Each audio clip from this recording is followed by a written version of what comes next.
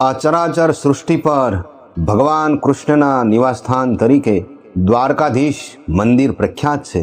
ભગવાન કૃષ્ણ પોતાના યાદવ કુળ સાથે મથુરાથી આવીને 5000 વર્ષ પહેલા અહીં દ્વારિકા નગરી વસાવી. દ્વારિકા નગરી આદિ શંકરાચાર્ય દ્વારા સ્થાપિત દેશના 4 ધામોમાંથી એક ધામ છે, તેમજ સપ્તપુરીમાંથી પણ એક પવિત્ર નગરી છે.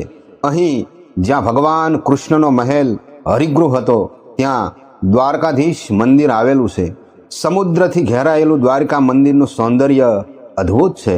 ઉત્તરમાં મોક્ષ દ્વાર અને દક્ષિણમાં સ્વર્ગ દ્વાર છે. અહીં પંચતીર્થ છે જ્યાં કૂવાના જળથી સ્નાન કરવાની પરંપરા છે. તેમજ દ્વારકા નજીક નાગેશ્વર મહાદેવનું મંદિર, રૂક્ષ્મણી મંદિર, ગોમતી ઘાટ, રણછોડરાયજી મંદિર, જ્ઞાનકુંડ, સૂર્યનારાયણ મંદિર જેવા પવિત્ર સ્થળો આવેલા છે.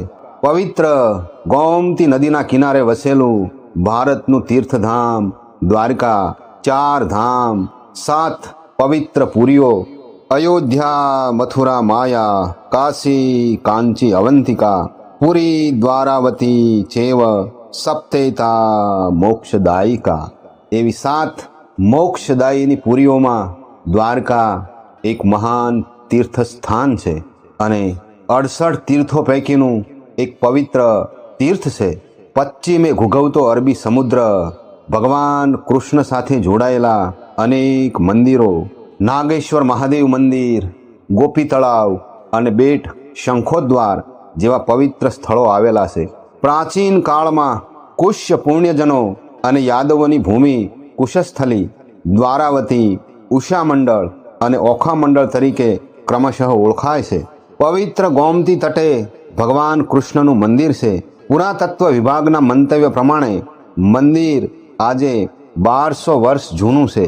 એમ કહેવાય છે કે ભગવાન કૃષ્ણના પ્રપૌત્ર વજ્રનાભે ઈસવીસન પૂર્વે 1400ની આસપાસ અગાઉ સમુદ્રમાં ડૂબી ગયેલા મંદિરની બચી ગયેલી છત્રીની સ્થાપના કરેલી, જેમાં પછીથી મૂર્તિની પ્રાણ પ્રતિષ્ઠા કરી. ઈસવીસન 800માં જગતગુરુ શંકરાચાર્યે મંદિરનો જીર્ણોદ્ધાર કરાવ્યો હોવાનું મનાય છે. ભગવાન શ્રીકૃષ્ણે વસાવેલી દ્વારિકા સમુદ્રમાં હતી. તે પછી બીજી 5 દ્વારિકા ક્રમશઃ નિર્માણ થઈ અને ડૂબી અને હાલની દ્વારિકા એ 7મી દ્વારિકા છે એવું મનાય છે.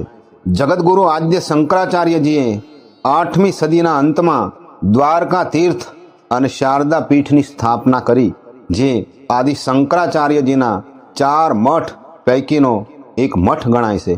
ગોમતીજીના સામા કાંઠે પંચનંદ તીર્થ આવેલું છે, જ્યાં 5 કૂવાઓમાં પીવાનું પાણી મળી રહે છે, જેની સાથે ભગવાન શ્રીકૃષ્ણે હાથના 5 આંગળાથી જળ ઉત્પન્ન કર્યું હતું એવી લોકકથા છે.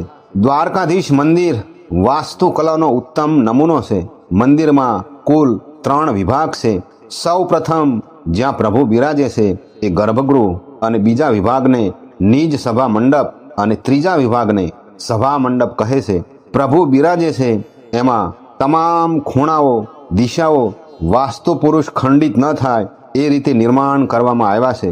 નિજ સભા મંડપમાં 6 શિખર છે અને સભા મંડપ કે જ્યાંથી ભક્તો દર્શન કરી શકે છે ત્યાં એક મોટું શિખર જેને લાડુ ડેરું પણ કહે છે, જે વાસ્તુશાસ્ત્રનો બેજોડ નમૂનો છે.